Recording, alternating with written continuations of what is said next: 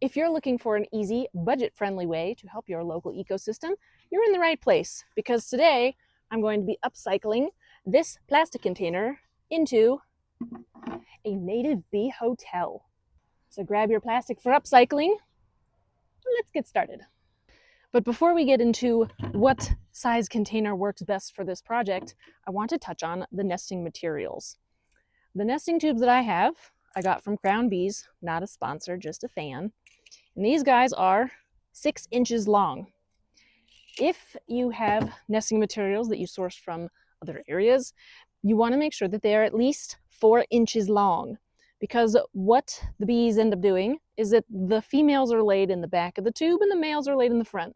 The males will emerge first and then the ladies follow. If you get tubes that are not long enough, you're just going to get a bunch of boys, which we want this hotel to be used generation after generation. And if you get only boys for one generation, no one's going to be using your hotel. So you want to start off with your nesting materials. There are some options that you have if you want to make it cheap. Whoa. I bought these from Crown Bees because I thought that they were very reasonably priced. And it comes with a whole box load that I probably will not be using up in the next decade. So other options include get yourself a block of wood. You can make a reusable set of nesting materials. The only thing you need to make sure of is that it will fit in your plastic container. What you're then going to want to do is you're going to cut lengthwise, again making sure that you have the right distance here. And then along each of the seams, you drill a hole. Depending on what kind of bee you are hoping will nest in the tube, you will want to use a different size bit to drill that hole, or you can drill a bunch of different sizes and then just see who comes. So those are two good options. Another option is source it from nature. Let me show you what I mean. In nature, these cavity nesting native bees are nesting in cavities, mainly the dead stems of native plants. These are some nativar raspberries that I got, not solely for this purpose, but that was a nice little side benefit. That's Jacqueline. She's the one that's doing the best. These are kind of struggling right now. That's a different story. But if you look closer, you will see that these stems are pithy inside, which means a cavity nesting bee can come along and actually hollow that out for themselves and turn that into a nesting cavity. And raspberries are not the only plant to do this. This is milkweed, and you can actually see that these stems are very nice for cavity nesting if you're a bee. I wonder if anyone's even in there. Sunflowers are another great option.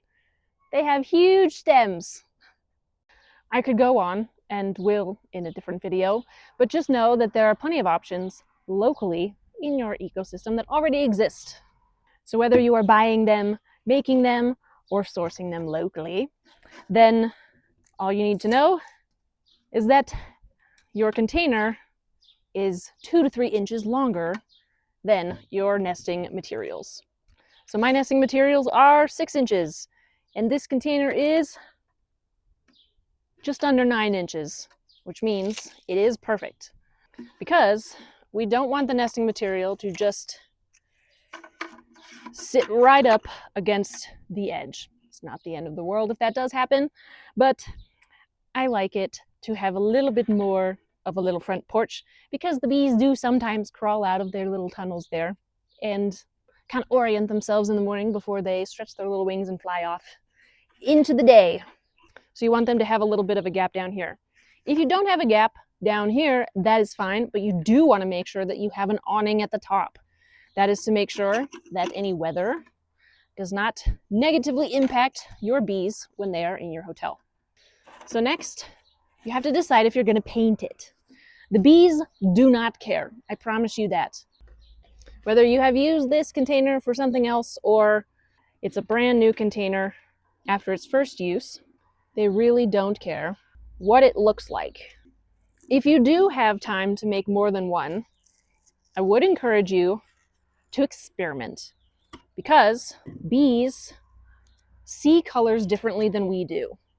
They are drawn to certain colors of flowers because they see them more vividly than we do. So if you have two different containers, try one painted and one without and see if you see any noticeable difference if one is preferred over the other. Colors might be something that they only care about when it comes to flowers, but any little bit of information we can get about the bees is helpful. A note on painting: if you paint it, give it plenty of time to dry, obviously, but also to air out before you actually put it into use, because depending on the paint, it might be a little bit stinky, which the smells might negatively impact any pheromone trails that a bee might have when they are coming to check out your hotel. If it seemed like a good place for them to be, but they can't find their own pheromone smells because the smell of the paint is too strong, keep it in mind that you want to make sure the paint is dry for a good long time. I don't know why I smelled it. This has been painted for years. If you aren't sure whether you want to paint it or not, I would say if you're on the fence, don't do it. Because that's just one additional step standing between you and having a finished product. Again, the bees do not care. If you care, paint it. But to play devil's advocate, if someone comes over to your house and sees that you have upcycled a plastic container into something that is serving a greater purpose, you might not only impress them with the fact that you didn't throw this in the landfill, but additionally, because they might see this container and say, oh, I've got tons of those. I think I will do the same project. So know that not painting it might be more inspirational than one that looks very nice. Whatever justification you need to be lazy, I'm here for you and I support you. So I did mention you want to make sure that it has an awning for purposes of keeping out the weather.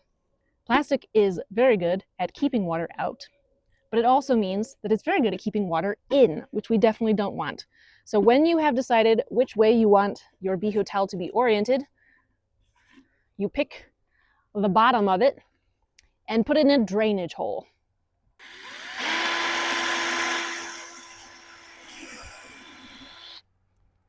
And you apologize to the world for the microplastics, especially if it's plastic-free July. With your drainage holes done, the next step, and the hardest step, is deciding where it is going to go and then actually mounting it to that space. Unlike birds, bees do not like houses that are swinging around. It's not safe, they say. So when you are ready to mount it, you want to make sure that it's going to be nice and stable. So while I could just do one little screw hole in there and call it a day, I'm not going to, because that won't be enough for me. So you're going to want to do 2 holes to keep it steady. Great. And you want these to be removable because when the season is over, no bees are going to be wanting a hotel in the wintertime because they're all in diapause, which is similar to hibernation, but different because they are literally pausing on all of their growth. So being able to take it down at the end of the season and put it away out of the weather means that it will last you longer. Just because it's cheap doesn't mean we don't have to take good care of it. And when you have found a nice, stable place for you to put these, you want to make sure of a couple things. One, that it is also relatively shaded and sheltered. If you are going to be putting it up somewhere that in the middle of the summer is going to be baking like an oven, what do you think that's going to do to the baby bees that are inside? So just keep that in mind when you're deciding where to put them. And then that's it. That's all you have to do. When you put it up, you mount it up wherever you're going to put it. You put in your nesting materials, and then you wait. And you just see if what you have done is sufficient enough to get some of your locals to visit you. A word of caution: if you are filling it up with nesting materials, you don't have enough to fill it up all the way, then fill it up with other items, other sticks, other branches, anything that is long and slender and going to fit in here very nicely. Anything that's going to take up that additional space. Because you see how nice that interior is? Incredibly nice, you might say, especially if you are a paper wasp looking for a place to put their nest. So the more you fill this in, the less chance you have accidentally invited an invasive pest into your garden. Time to mount it.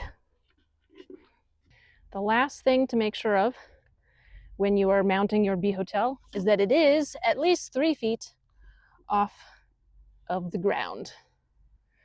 And that is so you don't get ants coming in and trying to eat your baby bees.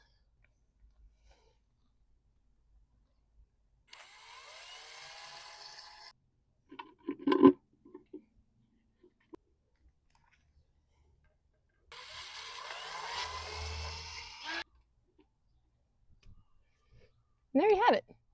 Fill it all up and wait to see if your bees decide to stay in the hotel. Let me know if you end up doing this project and how it goes, and if any of the bees decide to stay. And thanks for watching.